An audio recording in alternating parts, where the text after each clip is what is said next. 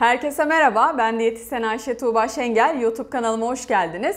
Bugün de çok güzel bir video ile karşınızdayım. Umarım çok işinize yarayacaktır. Videomuzun başlığı kolesterol nasıl düşürülür? Kolesterolde beslenme tedavisinden size bahsedeceğim. Öncelikle kolesterol nedir bundan bahsedelim. Vücudumuzda bazı hücreler ve özellikle karaciğer tarafından üretilen bir lipid yani yağ türüdür. D vitamininin de salınmasında yani oluşturulmasında görev almaktadır. Yani vücudumuzda bazı önemli görevleri de vardır. Tip olarak da LDL, HDL ve total kolesterol olmak üzere ve LDL olmak üzere çeşitleri vardır. Kolesterol çeşitlerinden bizim için daha çok önemli olan iki tanesi total kolesterol ve LDL olan değerlerdir. Bu ikisine biz genellikle kötü kolesterol deriz. Nedeni de damarlarda tıkanmaya yol açabilir. Biliyorsunuz ki bu tıkanmalar vücudumuz için çok tehlikelidir. Çünkü tıkanmalar vücudumuzda plaklar oluşturur, damarlarda plaklar oluşturur. Bunlar da zamanla parçalandığında kanımıza pıhtı atabilir. Bu pıhtılar da organlara zarar verebilir. Organlara giden kan akışını bozabilirler. Bunun sonucunda da eğer kalbe giden damarlarda sıkıntı olursa, pıhtı atarsa bu kalp krizine neden olabilir. Eğer beyne giden damarlara pıhtı atarsa da bu da maalesef ki felce neden olabilir. Diğer bir önemli çeşidi ise HDL kolesteroldür. Biz buna genellikle iyi kolesterol deriz. İyi kolesterolün özelliği de LDL ve totalin tam tersine vücudumuzdaki LDL kolesterolün, kandaki kolesterolün karaciğere dönmesini sağlamak ve vücuttan atılmasını sağlamaktır. Aslında şöyle açıklayabiliriz bunu. LDL damarları tıkarken HDL tam tersine girer, bu damarları açar ve vücudumuzu daha sağlıklı bir hale getirir. Peki kolesterol hastalığının oluşmasının nedenleri nelerdir? Bunlardan bahsetmek istiyorum. Şimdi iki tipi var. Bir tanesi genetik olarak kolesterol hastalığı var. Bir de çevresel faktörlerle oluşan kolesterol hastalığı var. Genetik faktörden anlayacağınız üzere bu kişilerin ailesinden genetik geçiş vardır. Karaciğerde üretilen kolesterol miktarı biraz daha fazladır ve bunun vücuttan atılması da az olduğu için bu kişilerde zayıf bile olsa, ideal kiloda bile olsa kolesterol hastalığı maalesef ki oluşacaktır. Genetik olmayan nedenlere bakacak olursak en önemli nedeni tabii ki obezitedir. Obezite deri altındaki yağı artırdığı ve aynı zamanda da vücuttaki yağ artırdığı için kolesterole neden olabilir. Bunun dışında kötü beslenme, yediğiniz şeyler vücudunuzdaki damarları tıkayabilir. Bundan birazdan bahsedeceğim zaten. Bunun dışında şeker hastalığı vardır. Egzersiz eksikliği vardır. Yani siz hareket etmediğiniz zaman göbek bölgeniz hemen yağlanır. Bu da kolesterol hastalığına neden olur. Bunun dışında yaş faktörü de var. Yaş da bizim için çok önemli. Çünkü genç yaşta fark etmeyebilirsiniz ama ilerleyen yıllarda kolesterol hastalığı ortaya çıkabilir. Aynı zamanda son olarak da sigara içmek de kolesterol hastalığını ortaya çıkarabilir. Şimdi kolesterol hastalığının nedenlerinden bahsettik. Peki sağlıklı bireyler için kolesterol kaç olmalıdır? Daha demin size 3 tane kolesterol çeşidinden bahsettim. Bunların değerlerine bakalım. Total kolesterol dediğimiz değer 200 değerinin altında olmalıdır. HDL dediğimiz değer 40 değerin üzerinde olmalıdır. LDL dediğimiz değer ise 130 değerinin altında olmalıdır. Şimdi burada şu dikkat çekiyor. Normalde kötü kolesterol dediğimiz değer yani total kolesterol, LDL belli bir değerin altında olması gerektiği evet çok önemli. Ama bunun dışında şimdi bunlar düşük olabilir. HDL'ye baktığınız zaman HDL 40 değerin üzerinde değilse bu demek ki siz vücudunuza iyi bakmıyor olabilirsiniz. Hareketsiz olabilirsiniz. Sağlıklı yağlar almıyor olabilirsiniz. Veya da ideal kilonuzda olmaya olabilirsiniz. Bu ne demek? Şimdi zayıfım. HDL değerime baktım 35. Demek ki ben belki de zeytinyağı tüketmiyorum, sebze yemiyorum, sağlıklı kuru yemişler yemiyorum, spor yapmıyorum, aktivite yapmıyorum, bunları gösterir. Bunun düşük olması da bizi kalp hastalıklarına açık hale getirebilir. O yüzden ne yapacağız? HDL değerimizi yükseltmeye bakacağız. Peki yüksek kolesterol hastalığının belirtileri nelerdir? Genel olarak biz şöyle diyoruz. Aslında çok belirti veren bir hastalık değildir. Vücudumuzda sinsice ilerleyebilir. Ama bunun yanında bazen de böyle hafif belirtiler verebilir. Bunlar çok net olmamakla birlikte halsizlik yapabilir, göğüste ağrı yapabilir, bacaklarda, ellerde uyuşma, sıcak basması yapabilir, baş ağrısı yapabilir, göz kenarlarında yağ bezeleri oluşabilir. veya ciltte lekelenme yapabilir.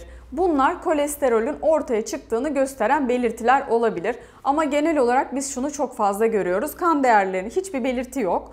Kan değerlerine bir bakıyor, kolesterol yüksek. Yani böyle durumlarla biz daha çok sık karşılaşıyoruz. O yüzden ne yapacağız? Check-up yaptırdığımız zaman, kan değerlerimize baktırdığımız zaman mutlaka kolesterol değerlerimizi de kontrol ettirmeyi unutmayalım. Peki o zaman kolesterol nasıl düşürülür? Bundan bahsetmek istiyorum kısaca.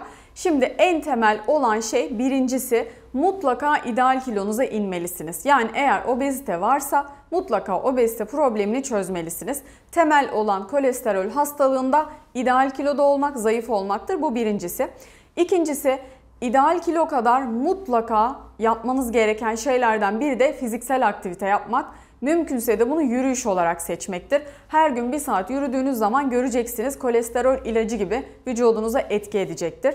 Üçüncüsü de beslenme tedavisi. Gün içerisinde yediğiniz şeylere mutlaka dikkat edeceksiniz. Birazdan madde madde açıklayacağım. Beslenme önerilerine dikkat edeceksiniz. O zaman göreceksiniz ki kolesterolünüz düşecektir. Burada şunu eklemek istiyorum. Eğer genetik olarak kolesterol yüksekliği varsa bu değeri tabii ki 200 değerinin altına düşüremeyebiliyoruz. Ama ne oluyor orada da? Değeri 300 ise 280'e 270 gibi değerlere düşüyor. O şekilde de fayda görebilirsiniz. Kolesterol tedavisinde nelere dikkat edeceğiz? Birinci maddeden bahsediyorum. Bunu hepimiz biliyoruz. Hayvansal gıda tüketimini azaltmalıyız. Bu da özellikle kırmızı ette bizim için önemli. Haftada 2 defa kırmızı et köfte yiyebilirsiniz. Haftanın kalan 5 gününde olabildiğince daha tavuk, balık çeşitlerine yönelmenizi önereceğim.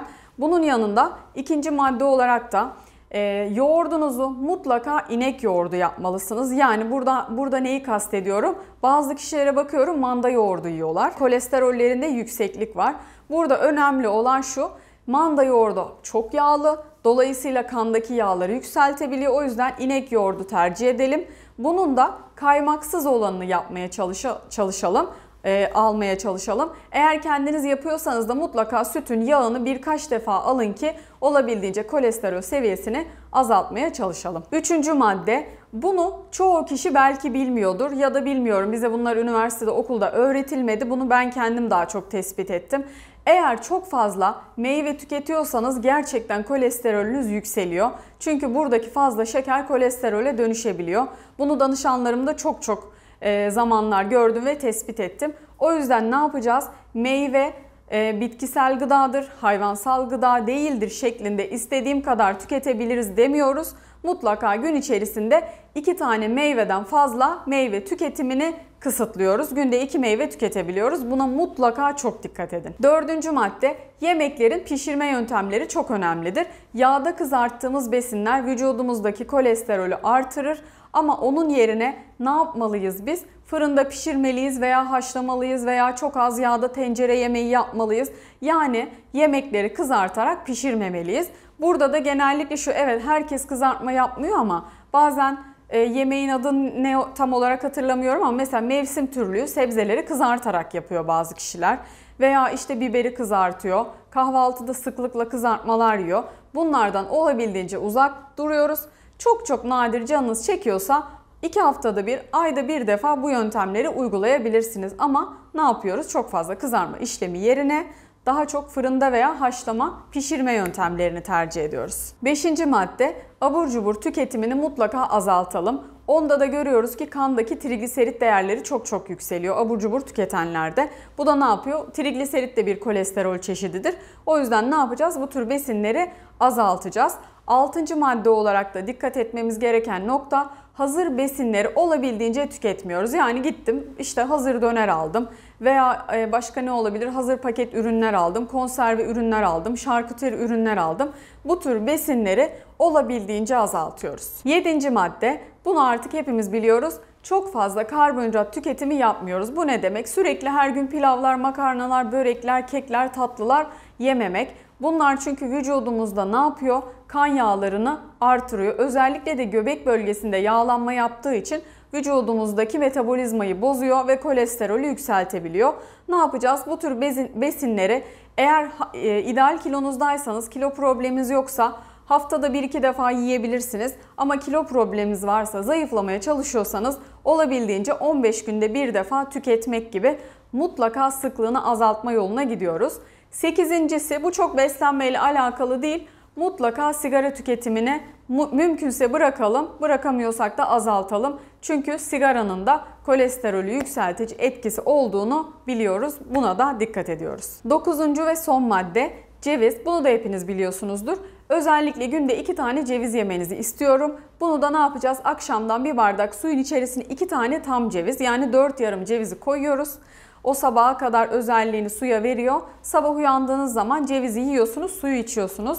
Bunu çok sağlıklı olduğu için ömür boyu yapabilir ve devam ettirebilirsiniz. Kolesterol düşürmeye etkisi olduğunu biliyoruz. Temel olarak bu bahsettiğim bilgilere dikkat ederseniz eğer kolesterolünüzü düşürebilirsiniz. Bunun yanında eğer yine de bir uzmandan yardım almak istiyorsanız benden yardım alabilirsiniz. Bunun için de aşağıda açıklama kısmında iletişim bilgilerim mevcut. Oradan bana ulaşabilirsiniz. Videomu beğendiyseniz beğen tuşuna basmayı, kanalıma abone olmayı unutmayın. Bir sonraki videoda görüşmek üzere, hoşça kalın.